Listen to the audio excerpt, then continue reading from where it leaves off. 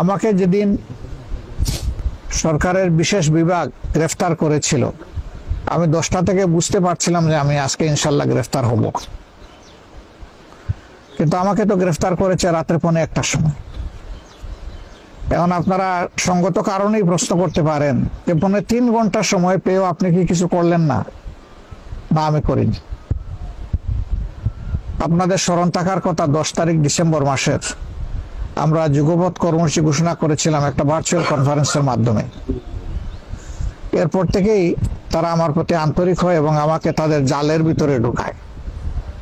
2 রাত পাহারা দেওয়ার পরে 3য় রাতে তারা আমাকে গ্রেফতার করে।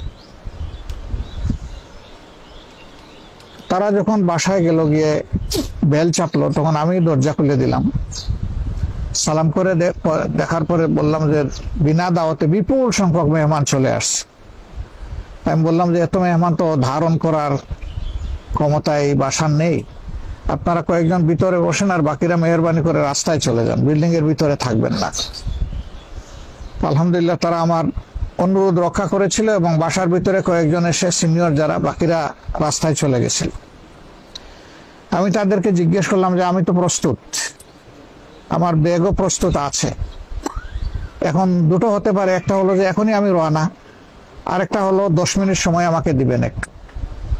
বললো আপনি নামাজ পড়বেন? বলে হ্যাঁ, আমি 2 রাকাত নামাজ পড়ব। বললো ঠিক আছে, আপনি শান্তিতে নামাজ পড়েন, আমরা আছি। তো নামাজ পড়ে আসার পরে বললো যে আপনি প্রস্তুত হলেন কিভাবে? আমি বললাম না, আজকে না, আমরা তো 365 দিনই প্রস্তুত থাকি, অসুবিধা নেই। আল্লাহর শুকরিয়া যে এখান থেকেই তাদের সাথে আমাদের কথাবার্তা শুরু হয় এবং বের হয়ে আসা পর্যন্ত তো তাদের মধ্যেই আমাদেরকে থাকতে হয়েছে। হয় পুলিশ প্রশাসন, না হয় জেল প্রশাসন, না হয় আদালত, কোনো একটা জায়গায় তো থাকতে হয়েছে। তারা একটু বিস্মিত হয়েছিল এই কথা শুনে যে আমরা 365 দিন রেডি থাকি। তো বললো যে কেন আপনারা 365 দিন রেডি থাকেন? আমি বললাম যে আপনারা তো আসেন, আমাদের প্রতি আপনাদের আন্তরিকতার কারণে তো আপনারা খোঁজখবর নেন মাঝে মধ্যে, এই জন্যই রেডি থাকে। তো হাসে। 3.5 ঘন্টা সময় পেয়ে আমি সরিনি কেন বা সরার চেষ্টা করিনি কেন? আমি তো বুঝতে পেরেছি যে আমি আজকে গ্রেফতার হতে যাচ্ছি।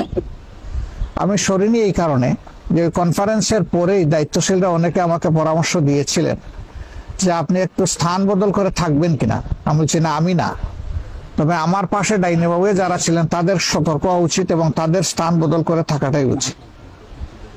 তারা আমাকে বলেছিলেন যে আপনি না, অথচ আমাদেরকে বলতেছেন। আমি বললাম যে আমি সরে গেলে জামাত ইসলামী পালিয়ে যাওয়ার সামিল, আমি পালিয়ে যাব না।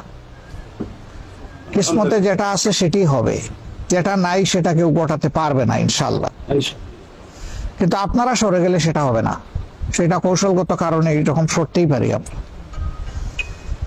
আলহামদুলিল্লাহ আমি যখন মুক্তি পেয়ে আসলাম তখন গেটে যে দারোয়ান, সে আমাকে নিয়ে যাওয়ার সময় কান্নাকাটি করছিল।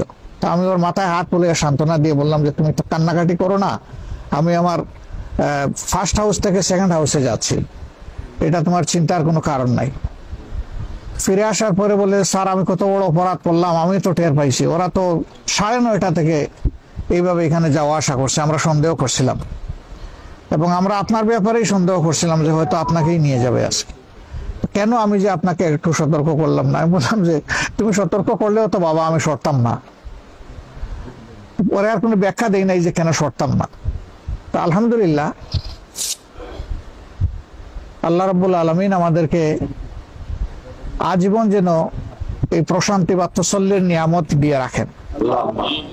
আমরা উদ্বিগ্ন হয়ে কিছু বাড়াইতেও পারবো না, কিছু কমাইতেও পারবো না, বরঞ্চ নিজের উপরে একটু জুলুম করবো, এর বেশি কিছু হবে না।